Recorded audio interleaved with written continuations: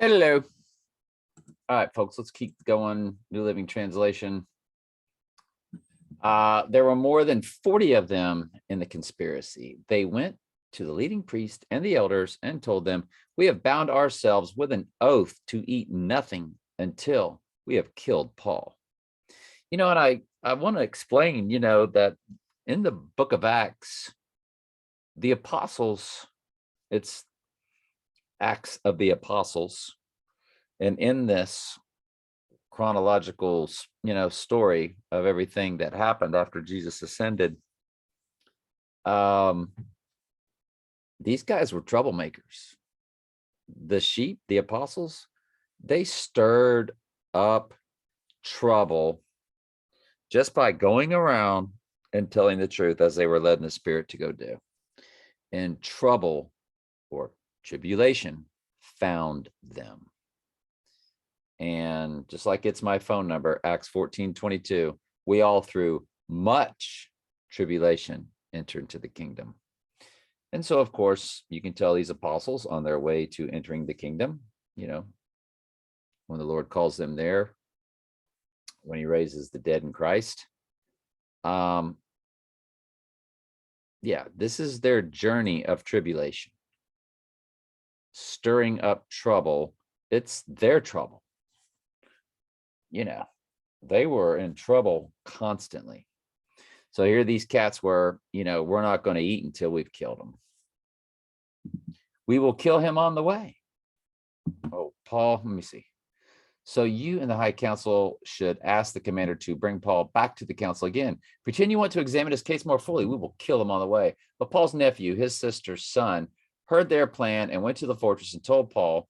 Paul called for one of the Roman officers and said, "Take this young man to the commander. He has something important to tell him." The officer did, explaining. Paul, the prisoner, called me over and asked me to bring this young man to you because he has something to tell you. The commander took his hand, led him aside, and asked, "What is it you want to tell me?"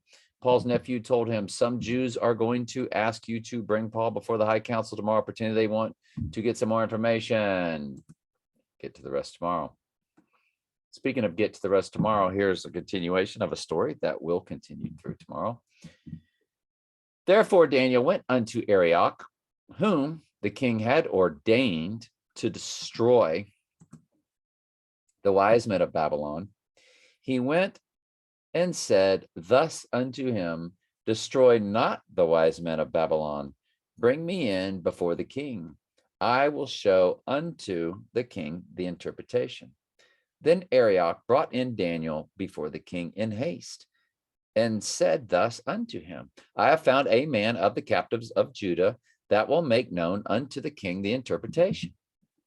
The king answered and said to Daniel, whose name was Belteshazzar, "Art thou able to make known unto me the dream which I have seen and the interpretation thereof?"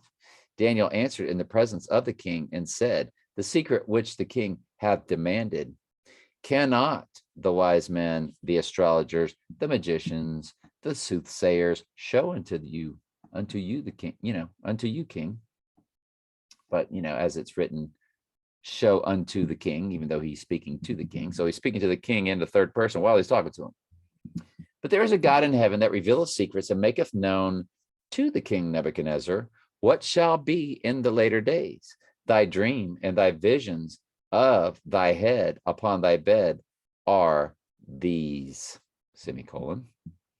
As for thee, O king, thy thoughts came into thy mind upon thy bed, what should come to pass hereafter." In other words, things that will happen moving forward. And it's actually the end times, but we'll get to that. "And he that revealeth secrets maketh known to thee what shall come to pass." What shall come to pass when? At the end times. And again, we'll get to the rest of that tomorrow or continue it tomorrow. Love y'all very much. Ask questions anytime. That's what I'm here for.